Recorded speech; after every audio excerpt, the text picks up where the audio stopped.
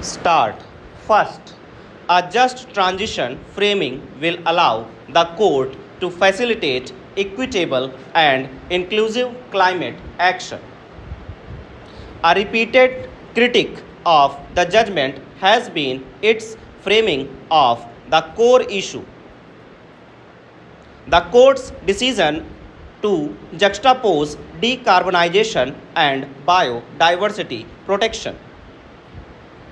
Interestingly, it recognizes that the two do not exist in disjunctive silos and that one cannot be prioritized at the cost of the other.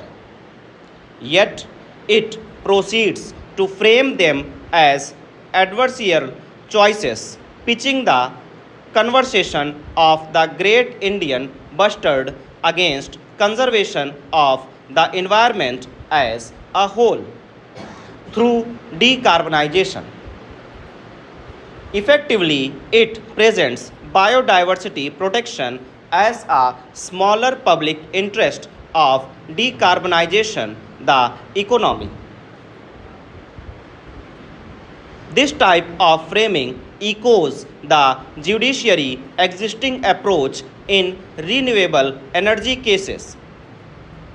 Previously, various courts have labeled decarbonization as being the larger public benefit, while the affected plaintiff's interest being the smaller public benefit. In such cases, a just transition framing will preclude such inequitable and exclusionary climate action. It will allow courts to strengthen decarbonization efforts while accounting for and protecting interests of affected communities and entities. In other words, it will facilitate responsive mitigation action, which ensures that the burdens of decarbonization are not disproportionately distributed. Thus, given the nature of the core issue, the present case is a wonderful opportunity for the court to import and apply the just transition concept. This will pave the way for taking a more holistic approach while determining the feasibility of undergrounding power transmission lines. The court can treat protection of the great Indian bustard as a guiding factor.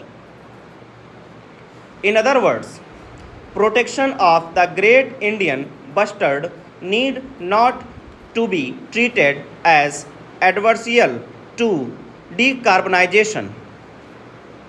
Arguably, this will set the tone for equitable and inclusive climate action. Lastly, it must be noted that the consequence of adopting this approach may not necessarily be anti energy transition or anti climate. That is, it will not translate into decommissioning renewable energy projects. In that, the question before the court is limited to determining the feasibility of placing power transmission lines underground. A just transition framing will enable the responsible and informed operation of renewable energy projects and not decommission them. Thus, instead of being anti climate, this case will belong to the